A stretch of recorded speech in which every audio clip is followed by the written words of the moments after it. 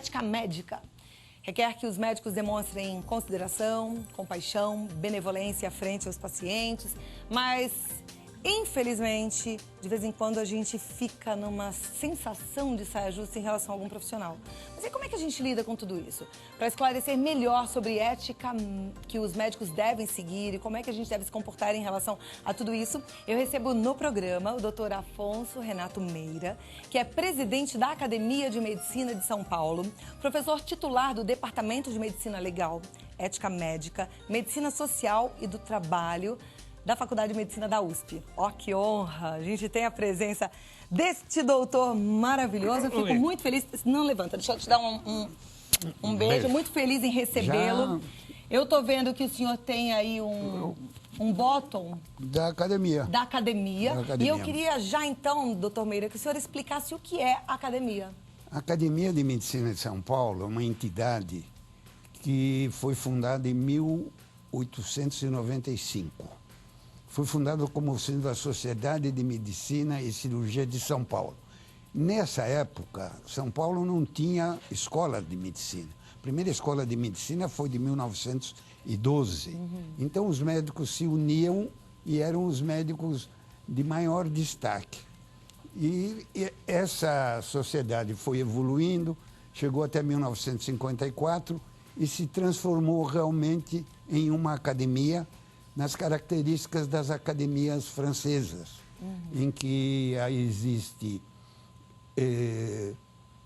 existem requisitos para entrar. O médico precisa ter pelo menos 15 anos de formado, ter 10 anos de atividades aqui no estado de São Paulo, precisa ter tido uma vida onde produziu uma série de trabalhos que compensa, e depois tem que se inscrever quando houver uma vaga numa cadeira. E, depois de inscrito, ser eleito pelos outros companheiros, pelos outros confrades, como nós chamamos. De maneira que é uma sociedade constituída por 130 médicos, num estado que tem 156 mil médicos. Olha. Então, é um grupo, vamos dizer, que estuda assuntos em gerais, cuidadosamente, formado por aqueles que se desejam se dedicar a esse tipo de coisa. Muito bem, a gente está conversando com o presidente da Academia de Medicina de São Paulo. Que honra, né? Doutor Meira, a população ficou em estado de alerta e preocupada com a informação que saiu sobre o exame do CREMESP de 2012, né? Que reprovou mais da metade dos formados em medicina. Como é que é isso? Como é que a população lida com essa informação? Como a população lida, eu não sei. Eu sei como nós gostaríamos que fosse tocado, fosse organizado a formação dos médicos. Recentemente, a academia fez um fórum que a realidade do médico brasileiro, em que nós estudamos desde a formação até a distribuição, a atuação e a remuneração do médico brasileiro. E verificamos que na formação já existe uma falha muito grande. Por quê? Porque para se fazer uma escola de medicina se reúne um grupo de pessoas e que muitas vezes entre esses que se destinam a querer formar uma escola de medicina, não tem nenhum que entenda de ensino de medicina. São investidores, são pessoas de uma cidade, são donos de um colégio. E então há uma falha realmente, e o CREMESP, com o apoio da Academia de Medicina de São Paulo, da Associação Paulista de Medicina, com o apoio do Sindicato dos Médicos de São Paulo, instituiu um exame para fazer com aqueles que saem da escola, acabaram de se formar, vão prestar um exame, e com isso vai se avaliar a qualidade de formatura desses novos médicos. Mas esse exame não garante que o médico, quer dizer, não faz com que o médico que não foi aprovado no exame deixe de receber o título, né? Não porque a legislação não permite. O exame de ordem não existe em direito e não existe em medicina. Então, se predispõe que o médico formado é capaz de fazer tudo. Quando não é verdade, porque muitas vezes é mal formado. Existem escolas de muita qualidade no estado de São Paulo, mas lastimavelmente existem muitas que não têm tanta qualidade. Daí a gente vai entrar no assunto que é ética, mas não só ética dos médicos, o que eles podem, mas para ajudar a população que está assistindo ao programa, o que é que um paciente, até onde ele pode ir, por exemplo, ele pode questionar alguma atitude do médico, ele pode sugerir que o médico peça algum tipo de exame, se ele tem um pouquinho de conhecimento do que ele está sentindo, como é que é isso? O paciente pode tudo. O paciente pode tudo. É que o nosso costume, que vem das tradições, do tempo que existiam poucos médicos, e os médicos eram essencialmente paternalistas. Então o médico diz, faça isso. Se o paciente disser, doutor, e se não quer fazer, não faça. Não me procure mais. Isto tudo tem mudado. E não só em termos nacionais, em termos internacionais. A ética médica hoje entende um aspecto muito importante, que é a autonomia do paciente. O paciente tem direito a decidir a respeito da sua vida, do que deseja que seja feito consigo. É claro que isso pode, em alguns momentos, o médico achar que o paciente deve ter uma indicação. E se o paciente não aceitar a indicação, o médico, evidentemente, aí tem direito o médico de se negar a continuar com o tratamento do paciente, que vai procurar um outro médico que lhe atenda.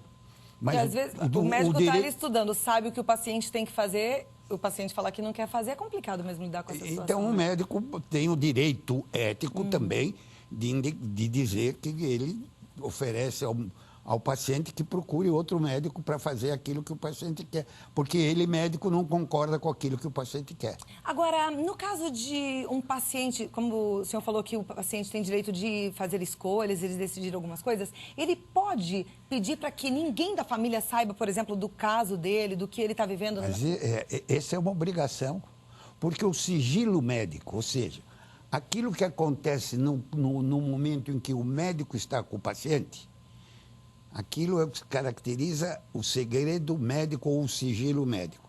Esse segredo, esse sigilo, pertence ao paciente e não ao médico. O médico é proibido de revelar, sem justa causa, sem dever legal, o que ocorreu entre ele e o paciente. Então, se o paciente não quer que ninguém saiba, ninguém vai ficar sabendo. Agora, o senhor falou sem justa causa, mas se o médico entende que às vezes a esposa precisa saber, até para conversar com o marido, levá-lo aos exames, ao tratamento. Aí o médico fala ou não?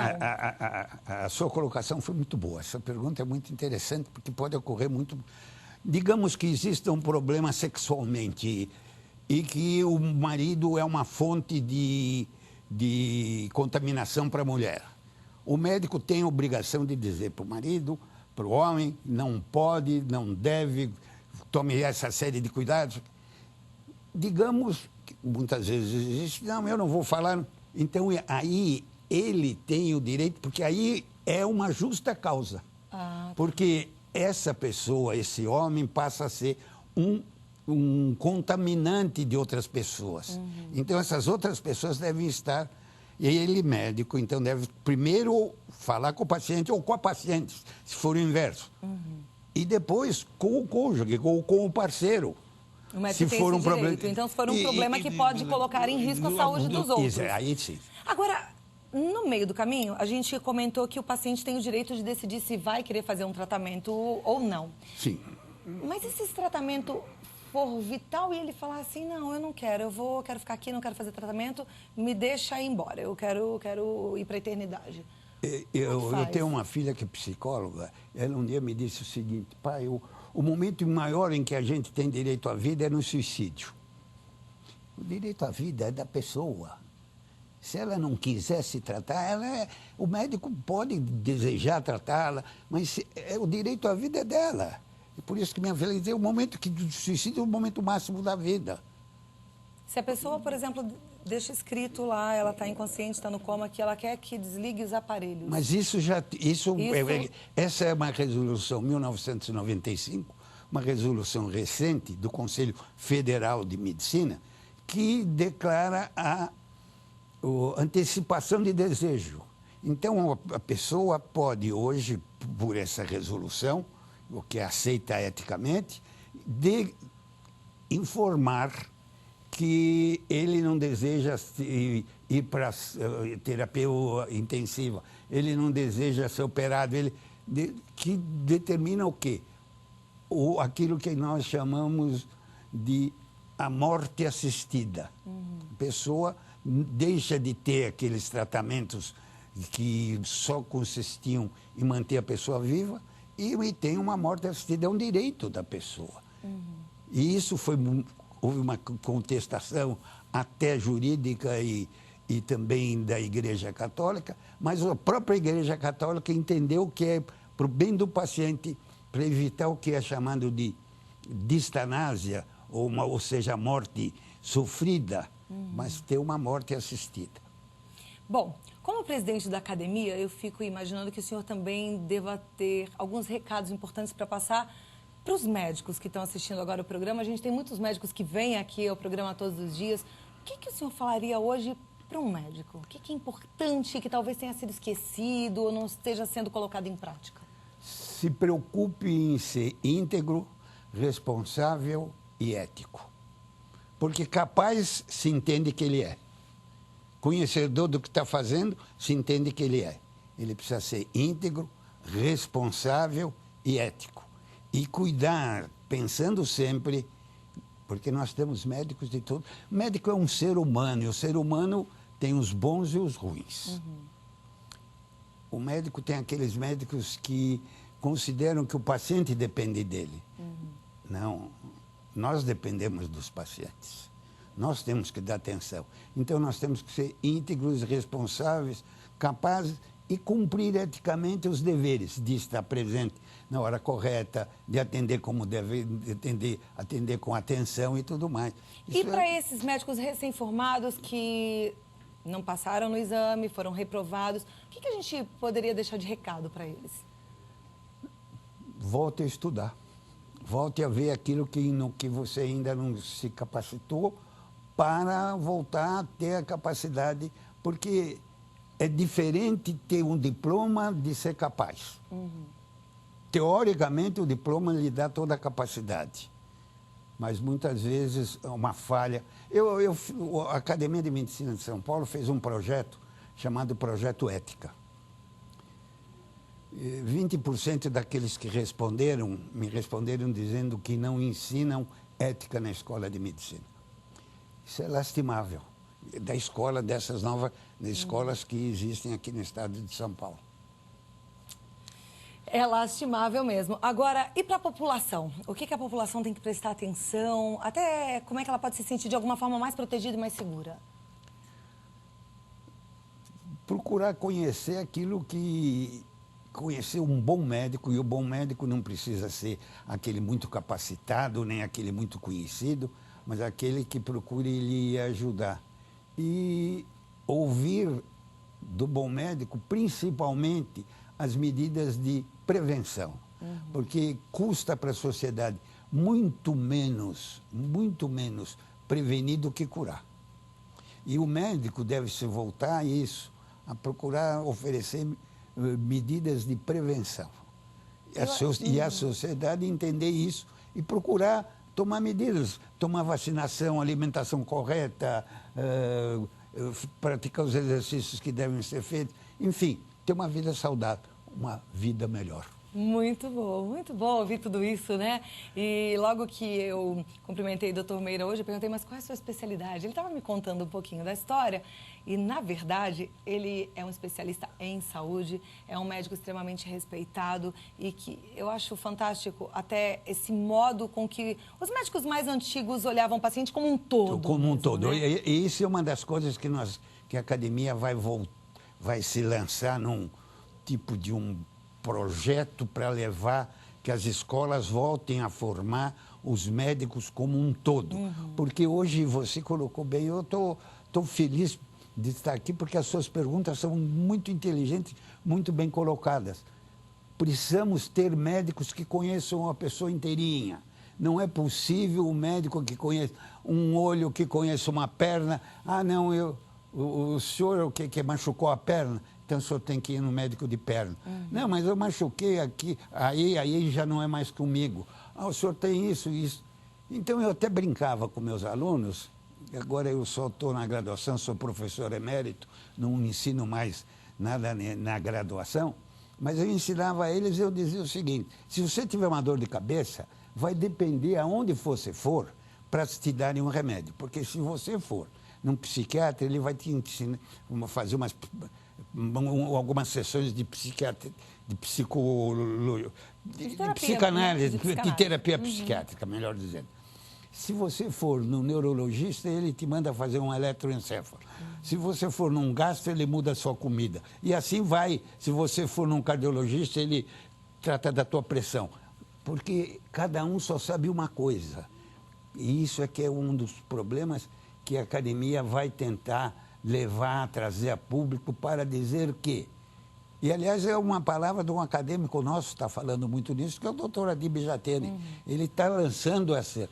E a academia vai acompanhá-lo para que a gente possa fazer que o médico saia conhecendo o homem, o ser humano como um todo, para depois ser especialista. Perfeito. O que está havendo hoje em dia é que já entra na escola para ser especialista. Outro dia eu estava conversando com uma colega, ela falou, tem o meu sobrinho, está no 4º ano, já está fazendo anestesia comigo.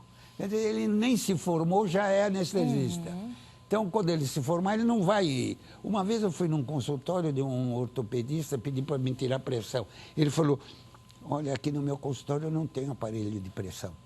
Eu fiquei abismado, mas é uma verdade. Bom, e eu fico torcendo para que esse projeto vá para frente com força total e que a gente tenha realmente esse corpo de médicos que enxergam a medicina de uma forma integral e o corpo do ser humano como um todo, né? Porque isso é importante. Conversei com o doutor Afonso Renato Meira, presidente da Academia de Medicina de São Paulo. Olha a honra. E o contato da academia, o www.academiamedicinasaopaulo.org.br. Para você enviar um e-mail, contato@academiamedicinasaopaulo.org.br. E o telefone 0 operadora 11 3105 4402 também está à sua disposição. Doutor Meira, muito obrigada pela sua presença aqui. Eu que fico contente e agradeço, porque eu acho que esses programas do nível do seu, que permitem que a gente leve coisas que a população precisa conhecer, devem ser sempre intensificados.